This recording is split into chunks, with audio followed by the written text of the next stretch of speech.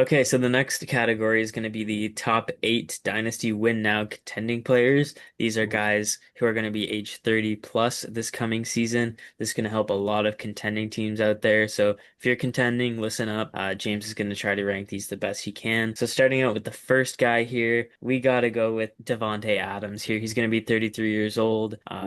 He was on a Ooh. 1 year deal, but he's probably going to come back to LA. I'm gonna rank him at four Four? because I think he's in a lot better condition, playing condition, kind of closeness to his prime as compared to a lot of other players past 30. I also think he's in a great system. We saw how Sean McVay got OBJ and force fed him, has now gotten Devontae Adams, has force fed him. He Hmm. loves an elite wide receiver too. He loves to force feed them in the red zone, kind of get that older route winner who can win in the red zone. In this system, if he comes back, I really like him. I also favor him a lot more than a lot of over 30 players. So I think four is a good spot. Next guy is going to be Cortland Sutton.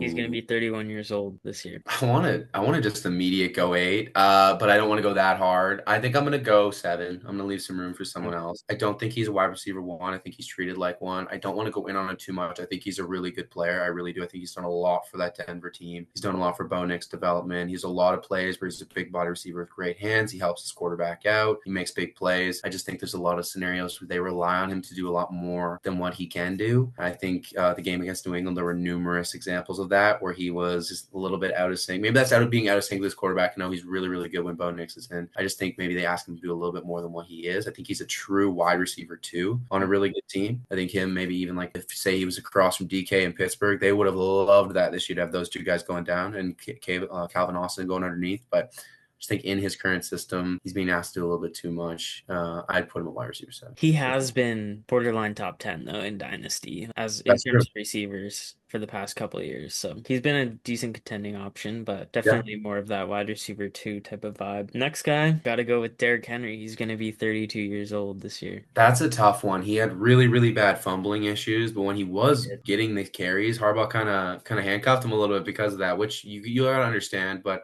I think Mhm. there were numerous circumstances where he was held back and he wasn't trusted in the red zone. Like you need to trust Derrick Henry in the red zone. With that being said, we saw a clear regression from the 2,000 yard season. I'm struggling whether to put him at three or five over Devontae. I like Derrick Henry though. I really like Derrick Henry. I think I'm gonna throw him at three, Good. 1,000 yards and touchdown, even with more regressions next year. Running backs, we rarely ever see them be this good. Like he had 1,600 rushing yards, 16 touchdowns in his age 31 season, which is kind of unheard of. Yeah. I think if anyone can do it again, it's probably him. Yeah. But that's a good spot for him. This Yeah. guy is going to be a tough one to rank as well. I have Tyreek Hill. Oh, see. I knew I put Sutton too low by your reaction. I knew I put him too low. Tyreek Hill, man, because I don't want to. It's He's so hard. 31. I think he's 31 this coming season. Or It's no, sorry, so 32. Yeah, 32. it's so hard to throw a name like Tyreek Hill at eight, and I don't even necessarily feel good about doing it right away. I might even throw him at six, even with one leg. He But is going to be a free agent this year. It was confirmed. he's gonna get to go to a better team. He's gonna get to pick a situation. Now, a speed player coming off a gruesome knee injury at 32, saying things like, "I'm gonna go be a DJ." Yeah. That scares the hell out of me as Fair. a dynasty manager. I'm sure it scares the hell out of GMs, NFL GMs. Just the talent of Tyreek Hill. I'm gonna throw him at six, just because if he can get on a contending team and be anywhere near what he was, gonna grab 1,000 yards. He's gonna be a really good fantasy option, especially as a flex option. Again, unbelievable. I'm saying these things about Tyreek Hill.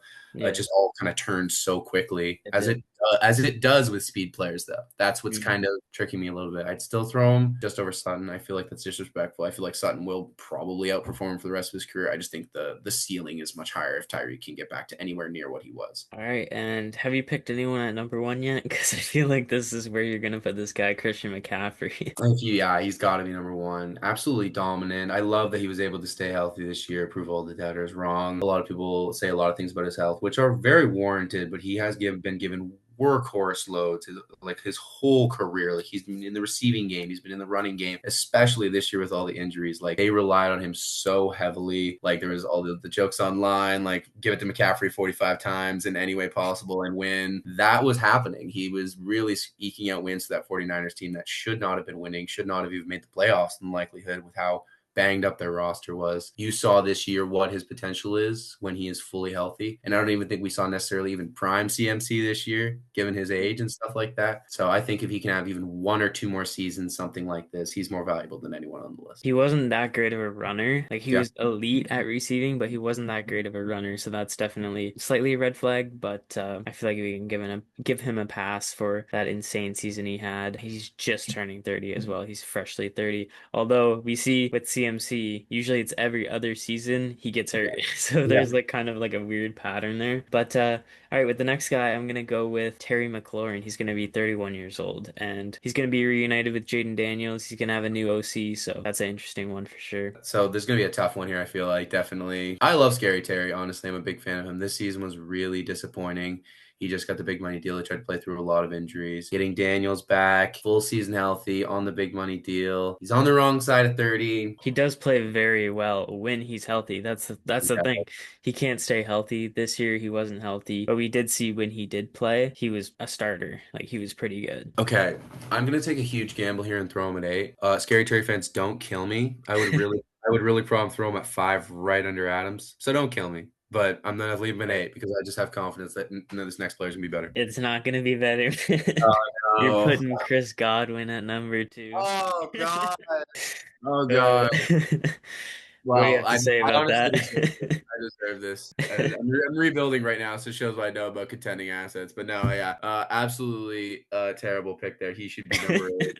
I know, like, I love Chris Godwin as a He's player. freshly 30. He's Yeah, freshly turning 30, which so you that's would not not bad. think given his health, but you would think he's much older. And But Mike yeah, Evans might leave, right? yeah. So he might immediately slot into the wide receiver one or two role, aside from Egbuka. Yeah, I don't think he's dead like a lot of people think he is, but I don't think he's gonna be what Chris Godwin was, which I don't think was like a wide receiver one in his heyday. I think he Yeah, was a really, really, really good wide receiver too. yeah. So yeah, I think he's gonna be like probably an 800-yard player if he gets back to it, which isn't bad. Right. But I wouldn't I wouldn't put it at number 2. Not bad, not bad. That I feel like that was the toughest list so Yeah. far that we've done. So Up next, we got the top 8 riskiest dynasty assets. We're gonna start off with Lad McConkey. Lad McConkey, he's pretty risky right now. He was considered pretty much a top 10 consensus dynasty receiver just last season. He had an incredible rookie season, but now he's sort of hovering around that wide receiver 16 range. And I just feel like with Herbert there, McDaniel's coming there, I just feel like the offense is going to be elevated. They're not going to kind of ignore him like they were this season. And I just feel like McDaniel knows how to use his players to their strengths. And I feel like Lad McConkey's going to have that bounce back season. He's going to be kind of a borderline top 10 guy, I feel like next year. So I'm going to put him probably at number 4. It's a good spot for him. Getting McDaniels, getting both those tackles back, he's sure to have a huge uptick. Great For buy sure, low. for sure. All right, now we're gonna go with a very interesting player, Brees Hall. Brees Hall, he's a guy I know well. I just traded for him in one of my leagues, kind of bought low on him. He's only 24 years old. He's going to be a free agent, most likely. Obviously, the Jets could be dumb and franchise tag him, which wouldn't kind of be a surprise to me, but I'm probably going to put Brees Hall here at number 3, just because I feel like the talent is there. He's as close to a elite running back talent as you can get. By far the best running back besides Jeremiah Love that's going to be on the market this coming year, whether it's the draft, whether it's free agency. And I just feel like he's a guy who has tons of potential. If he can go to KC, if he can go to one of these teams that are needy of a running back, but they already have a great offense around them, he's going to be a top 5 running back. I agree. Part of the reason why I would maybe put him at 3 is just because I'm so sure that the Jets are going to make the dumb choice and franchise tag him. And it was Yeah, weird why they didn't trade him if they weren't going to really try and work on an extension, which he has been open about not wanting to sign. right. Very interesting situation there, but I agree with you. The talent is, of course, there. Next, we're going Jordan Addison. Oh God. I'm not a huge fan of Jordan Addison. I've never been a huge fan of him, whether it's pre-draft, whether it's, his rookie season. I know his rookie season, were a massive fan. You're like, this guy's got 10 touchdowns as a rookie. He's gonna sustain it. I'm like, bro, like 10 touchdowns, that's not sustainable. He's got off the field issues, and we've seen that. Too many red flags. He's obviously not the wide receiver one, so I just gotta put him here at number 8. Yeah, I really loved him pre-draft. I still think he's a really great route runner. His speed, his separation is awesome. He gets open a lot. I saw the Yeah. 10 touchdowns, 900 yards. He was on a very exclusive list with Hall of Famers on that. And I was like, oh, yeah, as a rookie, I was like, yep, absolutely. This guy's home run talent. Like, I don't Yeah. care. 10 touchdowns. And then the off the field stuff really scared me. I actually ended up moving off of him Mhm. for the 103 for Ted McMillan, which to end up being, which I think is a really good deal. Yeah. Just because the off the field stuff really scares me. He's now been arrested 3 times, trespassing at the casino most recently, parking his Rolls Royce across numerous lanes of traffic while drunk, and then of course driving the 140. So I hope he works out his demons. They're always rooting for the player, especially a guy I Mhm. really enjoy watching play. But as Yeah. a dynasty manager, I would sell. Yeah. I agree with definitely the riskiest, I would He say. is Yeah. 100%. Next, I'm gonna go with your boy Daniel Jones, Danny Dimes. Daniel Jones, that's a good one to include on this list. Coming off the Achilles, he's probably not going to be the same as he was before the Achilles injury, or even the fibula injury for that matter. When he comes back next year, but I'm pretty sure he's going to re-sign with the Colts. He's one of those guys who's like a Sam Darnold. He revitalized his career in a better spot. He learned a ton in Indianapolis, and I feel like it's a mutual agreement there. They both want him back. He's got a ton of weapons surrounding him. Jonathan Taylor, Alec Pierce, Pittman, Warren, like you can go on and on with the weapons around him. Great offensive line. So if he comes back to Indianapolis this next season, I don't think he's going to be great, but the years after that, I feel like he'll return to form. Usually, guys who suffer Achilles injuries, they're better 2 years removed from it. So I'm not too scared of Daniel Jones. Maybe this upcoming season he might miss like the first half of the season, or he won't play as well. But dynasty wise, like into the future. I feel like he's a great QB3, very low end QB2 on your roster. If you can get him for cheap, I would, just because his value's probably tanked right now with that injury, but I'm not too scared of I him. agree. I think he'll return to the Colts. I honestly think the Achilles injury, this is going to sound insane, might have been a little bit of a blessing in disguise for you guys because I don't think you're going to have to compete with Right. this war for a massive contract with the what would have looked like the Raiders, the Yeah. Vikings, a few other, the Cardinals now potentially, a few other teams that are going to be probably looking for quarterbacks, maybe a cheap solution with a weak class coming up. Yeah.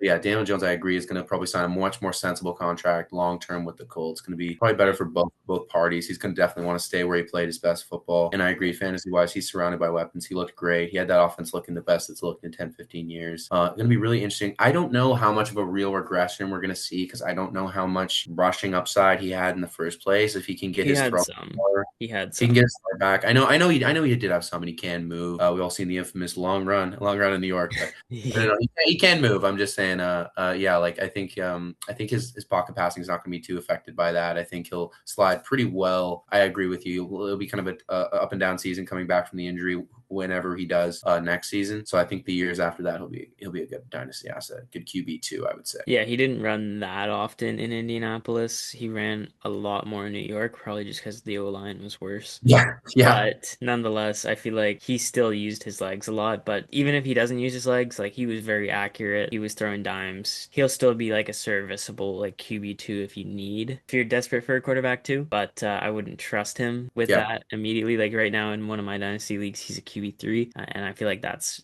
a great spot for him. I agree. I agree.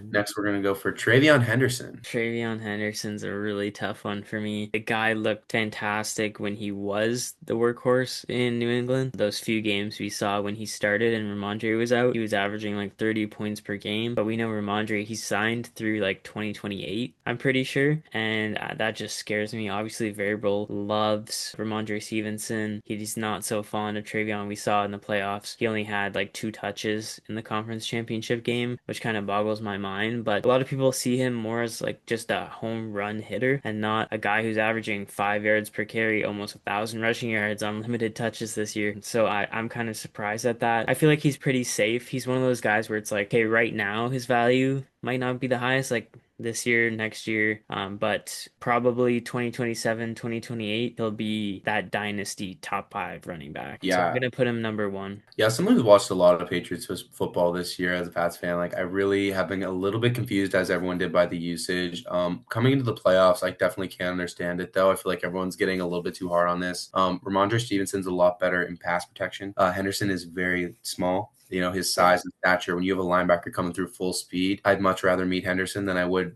Ramondre Stevenson. He's been really good in pass protection. Also, there's been a lot of running between the tackles. There hasn't been a lot of off tackle plays for us. Not sure why, but I also know we have faced some really good edge rushers coming up. We didn't want to run outside on Khalil Mack. We weren't running outside on Will Anderson, especially the way they were giving Will Campbell some trouble. So I don't think we were running the counters, the pitches, the outside hand, off tackle handoffs that we were nearly giving him.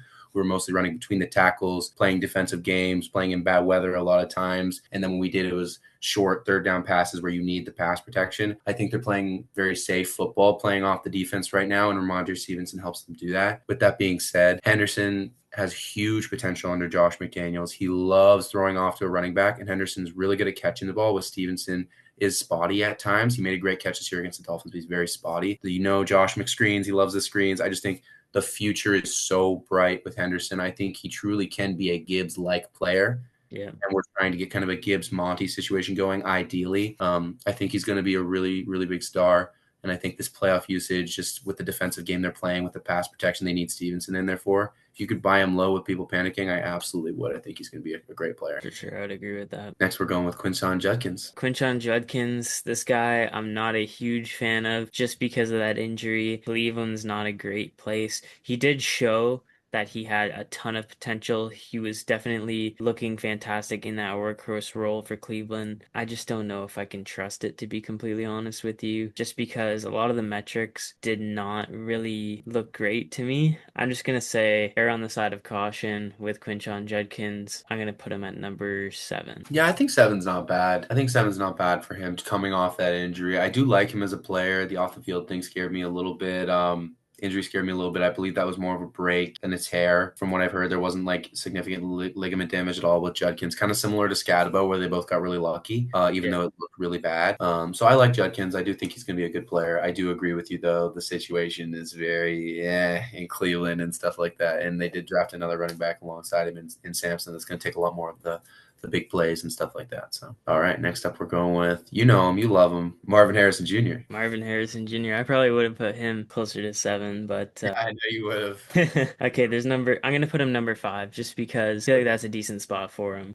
He's got a lot of risk. We don't know who the quarterback's gonna be in Arizona. When Brissett was the quarterback, he wasn't playing very well. I know he was dealing with a lot of injuries last season, but he didn't look good in his rookie season either. The potential's off the charts. He was a fantastic prospect, but I don't know, man. That's a hard one for me. I don't have the most trust in Marvin Harrison Jr. I feel like if you can take like a good shot on him, like if you can get him for these wide receiver 25 prices, I would do it. But he's still being priced about wide receiver 15, so I don't really trust it. I think he's got a lot of risk. Yeah, I tried to buy him for a late first and was told firmly no. I wouldn't go any higher than that, to be completely honest with you. I would love that as a buy low. Maybe the greatest college wide receiver prospect ever. Certainly, I would say top 5. And he did not have a terrible rookie year. We saw the explosion against the Rams. 885 is not a bad rookie year, especially with spotty quarterback play. So we certainly expected a big jump. He faced some injuries this year, some huge inconsistencies at quarterback. So still a huge question mark. But I like Marvin Harrison Jr. a lot, but I don't love him quite like I used to. Last asset I know you do love, and he kind of defines risky asset. I'm going to say Rashee Rice. I feel like number 2, that's the last spot remaining. I feel like that's a good spot to put him. Obviously, he dealt with injuries all of last season, that torn ACL. He came back, looked fantastic, as we all knew after that suspension. And then Patrick Mahomes got hurt, right? And he's going to be back next season. I feel like they have an insane chemistry there. So I'm not concerned about Rashee Rice at all. He's still young. I think he's only 26 years old. So I would definitely buy him if people are panicking about the Mahomes thing. But I feel like he's one of the lower risk guys, obviously off the field concerns, but he's been fine, I think, the last year. I could be wrong, but I'm not too concerned. It's kind of two. It's a double-edged sword with him, right? Because he's the undisputed X wide receiver one. When he's healthy, he puts up like 1,300-yard paces, crazy chemistry with Patrick Mahomes. He's in an Andy Reid offense where he's getting open all the time, and they just lost Travis Kelce. Yeah. And they've invested a lot into wide receivers and haven't gotten really anything else besides him. And Worthy has not done anything. Huge pluses in all those. I mean, Rice is on the field. Worthy is invisible. Worthy, Thornton, Brown, none of those guys are target competition really at all. And you're losing Travis Kelce, his safety net, Mahomes' safety net for when he comes back. I think all those are huge pluses. The only reason this guy isn't like maybe a top 5 dynasty asset where everyone loves him because of all those reasons is the ACL tear, the off the field concerns. Because it wasn't just the car crash. There was then the lawsuit of the photographer being punched. Now his ex-girlfriend's coming out. So there's a lot of off the field stuff with him that really gives you pause, scares you. Is this guy going to get suspended? Always nervous that we're going to have an AB thing go down where it just off the rails really fast. But with all the things I just mentioned, explosive player X, wide receiver one, Andy Reid, Patrick Mahomes, without no Travis Kelce, I think he's a great buy low candidate if you can get him. All right, I think that was a pretty good list, to be honest Yeah, with you. absolutely. All right, guys, that was Dynasty Blind Rankings. Let us know down below if you enjoyed. We'll maybe do it again. And yeah, peace. See you next time. All right, see ya.